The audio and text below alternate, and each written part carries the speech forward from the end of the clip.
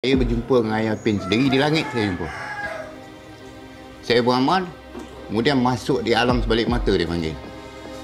Alam Bazrah dia panggil, alam sebalik mata. Saya melalui Madinah. Kemudian saya pergi ke Mekah. Daripada Mekah saya naik ke atas dan saya bertemu sendiri dengan Ayah Pin di istana dia. Jadi Ayah Pin ni adalah Tuhan bagi saya.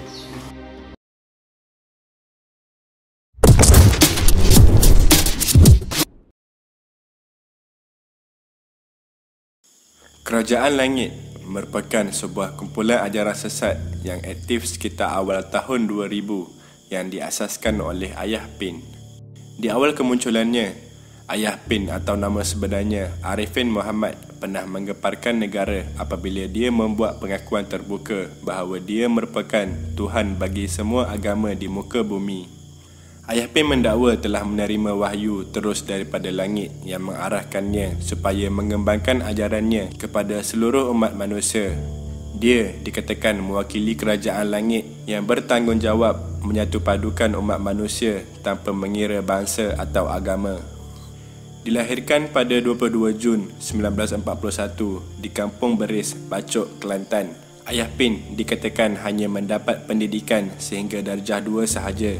Dia pada awalnya merupakan orang kampung biasa yang menjual petai untuk menyara keluarga dan memiliki hobi menyabung ayam dan membela burung tekukur.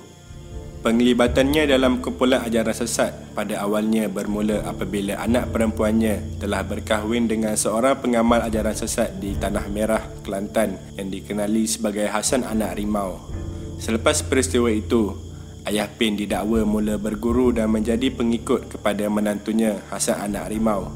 Setelah beberapa lama, dia mula merasakan dirinya lebih tinggi dan pengaruhnya adalah lebih kuat daripada menantunya itu. Bermula dengan penyertaan kumpulan ajaran itu, Ayah Pin mula menaruh minat untuk menjadi seperti menantunya lalu menubuhkan sebuah kumpulan ajaran sesat yang dikenali sebagai Kerajaan Langit. Persamaan kumpulan Hasan Anak Rimau dengan Kerajaan Langit yang ditubuhkan olehnya adalah kedua-duanya memiliki amalan berzikir secara kuat di dalam gelap dengan bercampur antara lelaki dan wanita. Bagaimanapun, pengakuan dan kesesatan yang dibawa oleh Ayah Pin jauh lebih hebat daripada ajaran yang dibawa oleh menantunya itu. Berdasarkan keterangan daripada beberapa pengikut terawalnya, ajaran Kerajaan Langit Ayah Pin telah pun wujud dan berkembang sejak tahun 80-an lagi. Penyebaran ajarannya juga dipercayai didalangi oleh orang-orang kenamaan di dalam negara dan dikatakan mendapat suntikan dana daripada golongan-golongan kaya dan artis-artis di dalam Malaysia. Terdapat cerita di mana seorang pemain drum bagi sebuah kumpulan rock terkenal tanah air turut menjadi pengikut setia kepada Ayah Pin. Selain mempraktikkan amalan zikir dalam gelap, Ayah Pin juga didakwa turut memiliki kelebihan untuk menyembuhkan pelbagai jenis penyakit dan sebutan namanya sahaja sudah cukup untuk menakutkan binatang buas. Dia juga turut mempunyai kuasa menyumpah orang menjadi batu selain turut didakwa dapat menentukan seseorang itu akan menjadi ahli syurga atau neraka. Semasa menyebarkan ajarannya, dia pernah membuat pengakuan bahawa dia merupakan individu yang bertanggungjawab menciptakan agama Hindu pada suatu ketika dahulu apabila dia turun dari langit dan telah inkarnasi menjadi orang lain. Pengakuan tersebut menyebabkan ramai penganut agama Hindu turut sama memberi penghormatan kepada Ayah Pin dan mendakwa dia adalah jelmaan Dewa Hindu. Selain agama Hindu, dia juga mengakui telah mencipta agama Buddha, Kristian, Islam dan kesemua agama yang terdapat di atas muka bumi. Pengakuan demi pengakuan yang dibuat olehnya telah mempengaruhi ramai orang dari dalam sehingga ke luar negara seperti Australia dan Indonesia. Apa yang menimbulkan kemarahan umat Islam adalah apabila pengikutnya mengakui bahawa Ayah Pin itu berasal daripada air mani Tuhan yang tercampak di bulan dan akhirnya turun ke bumi sebagai Ayah Pin. Mereka mengakui Ayah Pin akan menjelma sebagai Imam Mahdi dan Nabi Isa pada akhir zaman. Kebanyakan mereka yang menjadi pengikutnya adalah biasanya terdiri daripada pesakit-pesakit yang pernah berubat dengannya. Apabila pesakit itu sembuh, mereka akan terikut dan terpedaya dengan mainan sihir jin yang akan menjelma sebagai Ayah Pin di dalam mimpi mereka. Menggunakan suntikan dana daripada pengikutnya yang terdiri daripada orang-orang kaya dan tokoh-tokoh politik di Malaysia, Ayah Pin telah membina sebuah pusat kegiatan ajaran sesat Kerajaan Langit di sebuah perkampungan di Batu 13, Jalan Keruak, Besut, Terengganu.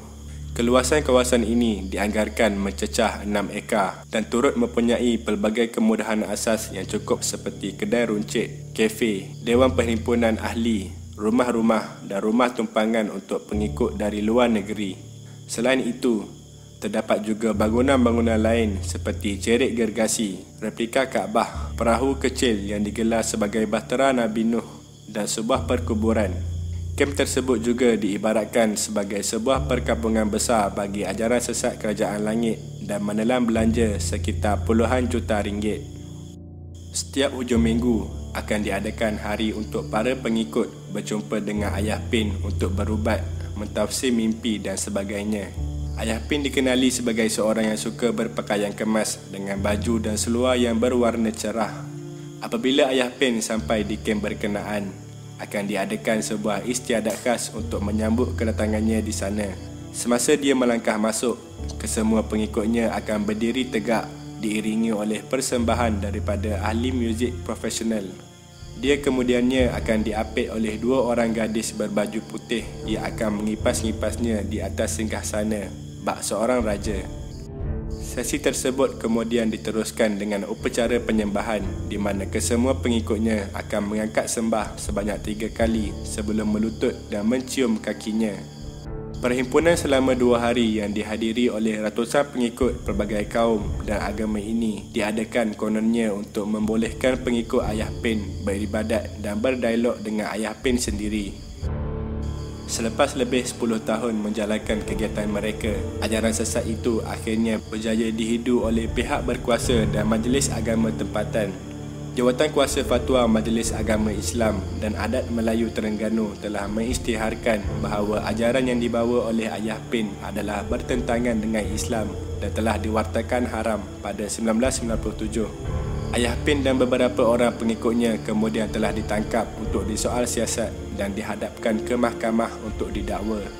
Disebabkan oleh undang-undang Malaysia yang mengamalkan kebebasan beragama, Ayah Pin tidak dapat didakwa atas tuduhan menganuti ajaran sesat kerana dia sudah mengisytiharkan telah keluar daripada agama Islam sejak daripada tahun 1998 lagi.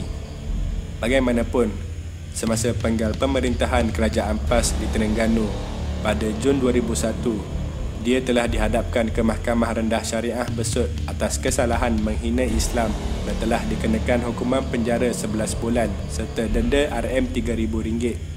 Dia kemudiannya telah dipenjarakan di Penjara Pengkalan Cepar, Kelantan sebelum dibebaskan pada 2002. Bagaimanapun, hukuman penjara tersebut tidak berjaya menghentikan pergerakan kumpulan itu dan terdapat laporan tentang kebangkitan semula aktiviti kumpulan itu pada tahun-tahun berikutnya. Pergerakan kumpulan itu telah menjadi tajuk hangat di Parlimen yang membincangkan penyelesaian kepada masalah tersebut.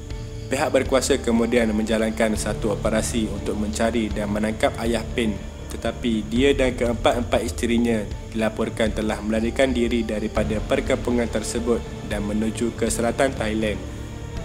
Selepas Ayah Pin melarikan diri, perhimpunan wajib oleh pengikutnya yang kebiasaannya diadakan pada Ahad malam tidak lagi dilakukan.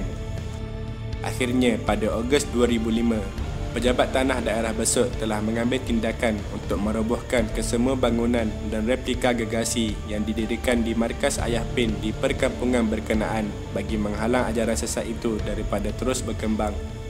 Bagaimanapun, proses merobohkan penempatan tersebut mengalami beberapa masalah di mana jentera yang digunakan akan mengalami kerosakan dan tidak dapat berfungsi setiap kali operasi perobohan dilakukan.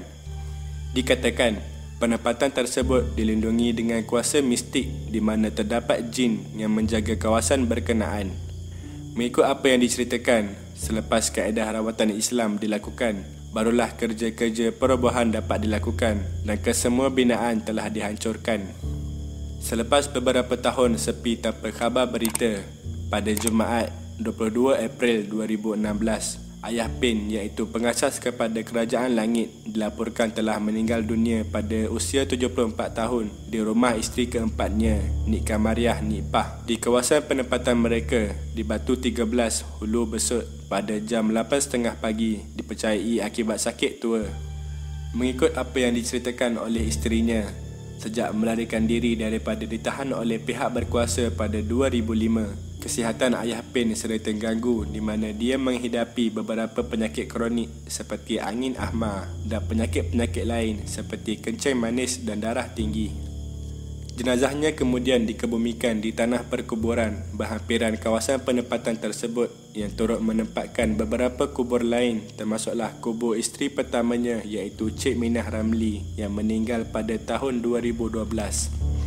Allahyarham meninggalkan 3 orang balu dan 21 orang anak hasil perkahwinannya bersama 4 orang isterinya. Kini, selepas hampir 5 tahun kematian Ayah Pin, masih terdapat saki-baki pengikutnya yang kekal taksub dengan ajaran Kerajaan Langit yang dibawanya dan masih diamalkan sehingga hari ini. Bagaimanapun, jumlah mereka tidaklah seramai dahulu dan saki-baki pengikutnya kini merupakan orang yang rapat dengan Ayah Pin sendiri. Berikut tadi merupakan kisah ajaran sesat Ayah Pin yang pernah hangat diperkatakan di Malaysia pada satu ketika dahulu. Semoga kita dapat menghindari daripada terjebak dengan perkara sebegini yang mana boleh merosakkan akidah dan pegangan umat Islam. Sekian. Terima kasih kerana menonton.